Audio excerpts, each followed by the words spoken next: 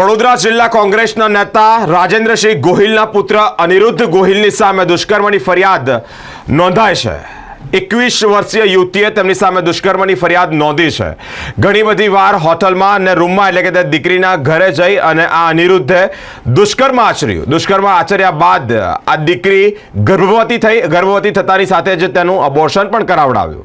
બળજબરીપૂર્વક abortion કરાવતાની સાથે જ આ મામલો આ જે ઘટના છે તેનો પર્દાફાશ થયો છે। અબોર્શન કરાવતાની સાથે જ યુવતીએ પોતાના ઘરમાં જાણ કરી।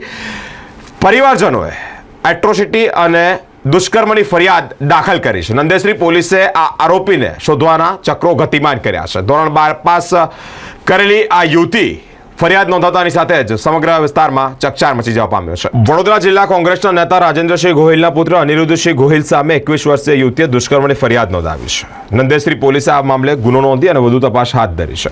26 વર્ષીય આરોપી અનિરુદ્ધ ગોહિલે યુવતીના ઘરે અને હોટલમાં લઈ જઈ વારંવાર દુષ્કર્મ આચર્યું। યુવતી ગર્ભવતી થઈ ત્યારબાદ આરોપી અનિરુદ્ધ ગોહિલે જબરદસ્તી અબોર્શન પણ કરાવી દીધું। આ વાતની જાણ યુવતીના પરિવારજનો થઈ, જેને લઈને જ અનિરુદ્ધ ગોહિલ સામે દુષ્કર્મ અને એટ્રોસિટીની ફરિયાદ પણ નોંધવામાં આવી છે। પોલીસે યુવતીનું મેડિકલ ચેકઅપ કરાવ્યું। બીજી તરફ નંદેશ્રી પોલીસે ટીમો બનાવીને આરોપીની શોધખોળ શરૂ કરી છે। યુવતીએ ધોરણ 12 સુધીનો અભ્યાસ પણ કર્યો છે। આરોપી અનિરુદ્ધ ગોહિલના પિતા રાજેન્દ્રસિંહ ગોહિલ તાલુકા પંચાયતની નંદેશ્રી બેઠક પરથી ચૂંટણી લડ્યા હતા। તેઓ ભાજપના ઉમેદવાર સામે હારી ગયા હતા। આ મામલે નંદેશ્રી પોલીસ સ્ટેશનના પીઆઈ એસ જે પંડ્યાએ જણાવ્યું છે કે યુવતીની ફરિયાદના આધારે દુષ્કર્મ અને એટ્રોસિટીનો ગુનો દાખલ કરવામાં આવ્યો છે। ટીમો બનાવી છે અને આરોપીની શોધખોળ શરૂ કરી છે। આરોપી માજી ધારાસભ્યનો પુત્ર છે। આરોપીના દાદા મંગળસિંહ ગોહિલ વડોદરા રૂરલ બેઠક પર ધારાસભ્ય હતા। તે 1990માં જનતા દળમાંથી ચૂંટીને જીત્યા હતા।